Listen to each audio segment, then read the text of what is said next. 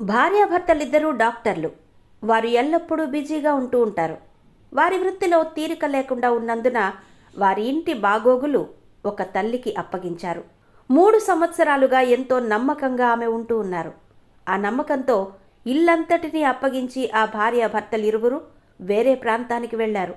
అయితే ఆ ఇంటిని జాగ్రత్తగా చూడాల్సిన ఆమె సక్రబుద్ధి కాస్త వంకర బుద్ధిగా మారింది. ఆమె కన్ను బీరువాలో దాచిన బంగారంపై పడింది. ఎలాగైనా కాజేయాలనుకుంది. అనుకున్నదే తడువుగా ప్రణాళిక రచించింది. 1 కాదు 2 కాదు, ఏకంగా 20 లక్షల బంగారం కొట్టేసింది. ఈ ఘటన విశాఖపట్నం పెందుర్తి పోలీస్ స్టేషన్ పరిధిలో జరిగింది. స్థానిక సుజాత నగర్లో నివాసముంటున్న మందపాటి రాఘవేంద్ర చిన్నపిల్లల డాక్టర్గా, ఆయన భార్య వరల్డ్ హెల్త్ ఆర్గనైజేషన్లో డాక్టర్గాను పనిచేస్తున్నారు. వీరిరువురు లేని టైంలో ఇంటిలో పనిచేస్తున్న సత్యవతి 17 తులాల బంగారం చోరీ చేసింది. ఎవరికీ అనుమానం రాకుండా వాటిని వేరే చోట దాచిపెట్టింది. ఊరు నుండి తిరిగి వచ్చిన రాఘవేంద్ర నగలు కనిపించకపోవడంతో పోలీసుల్ని ఆశ్రయించారు. పోలీసులు తమదైన స్టైల్లో విచారించి సత్యవతిని నిందితురాలిగా తేల్చారు. ఆమె వద్దనున్న బంగారాన్ని స్వాధీనం చేసుకున్నారు. ఈ సందర్భంగా విశాఖ క్రైమ్ ఏసీపీ లక్ష్మణరావు మీడియాతో మాట్లాడారు. సుమారుగా 20 తులాల బంగారం, తర్వాత డైమండ్ నగలు రికవర్ చేసినటువంటి 2 కేసుల్లో ఎస్సీఐ గారు నిమ్మకాయల శ్రీనివాసు మరియు పెందుర్తి ఎస్ఐ గారు డి సూరిబాబు ఎస్ఐ గారు మరియు వారి సిబ్బంది అతి చాకచక్యంగా చాలా కష్టపడి ఈ 2 కేసుల్లో ప్రాపర్టీ 20 తులాలు సుమారుగా 20 లక్షల ప్రాపర్టీ రికవర్ చేయడం జరిగింది.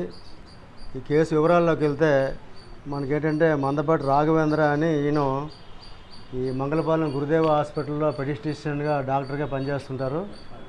ఆయన మన పెందుర్తి ఏరియాలో ఉంటున్నాడు, ఆయన సుజాత నగర్లో. అదేవిధంగా వాళ్ళ వైఫ్ కూడా డాక్టరే, ఆవిడ కూడా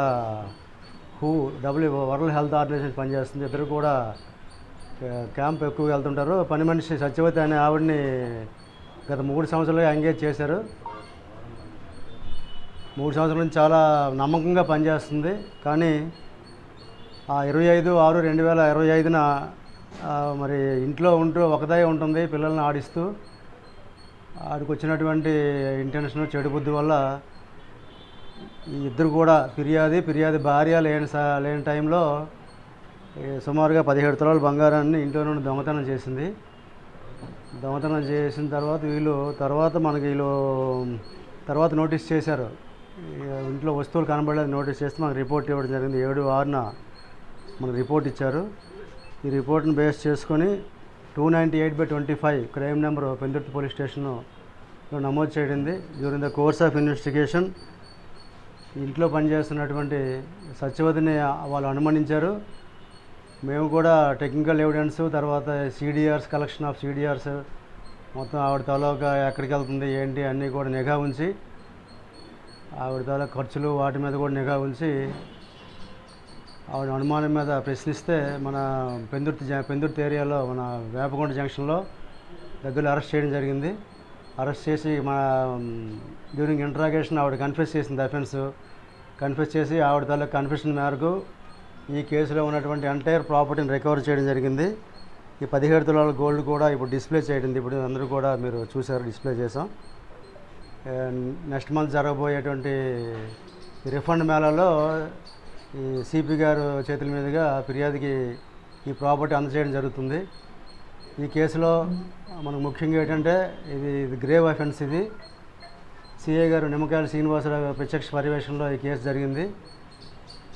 సిపి గారు శంకరప్రసాద్ బాచి గారు ఆదేశాల మేరకు మన డీసీపీ క్రైమ్ మేడం లతామాధురి గారి పర్యవేక్షణలో కూడా ఈ కేసుని తగు సూచనలు ఇచ్చి ఈ కేసుని ఏ విధంగా ఛేదించాలి ఏంటి ఆ సూచనలన్నీ కూడా శ్రీనివాసరావు సిఐ గారు తూచా తప్పకుండా పాటించి ఈ కేసును త్వరలోనే డిటెక్షన్ చేయడం జరిగింది. డిటెక్షన్ చేసినందుకు శ్రీనివాసరావు సిఐ గారికి మరి డి సూరిబాబు ఎస్ఐ గారికి వారి సిబ్బందికి ప్రత్యేకంగా అభినందనలు తెలియపరుస్తున్నాను.